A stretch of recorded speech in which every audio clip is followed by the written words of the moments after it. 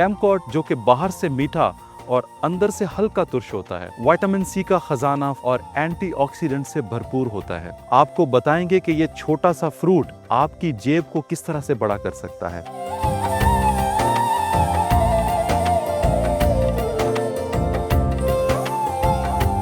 ये हमारे पोटवार सारे में ही कामयाब है। हम तो ज़मींदारों को कहेंगे कि वो लगाएं, बहुत ही अच्छी चीज़ है। जहाँ पे माल्टा हो सकता है वहाँ पे कुमकाट हो सकती है। ये माल्टे की ही नस्ल है। जो लोग विटामिन की सी की गोलियाँ खा रहे हैं उनको खाने की ज़रूरत है, ये फ्रूट खाएं, इनके विटामिन पूरा हो जाए।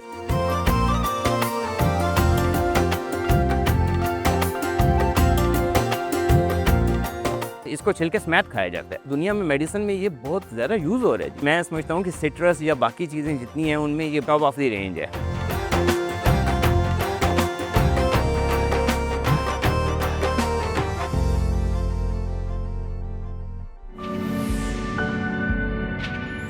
Watch program Kisan Ka Pakistan this Friday 7:30 p.m.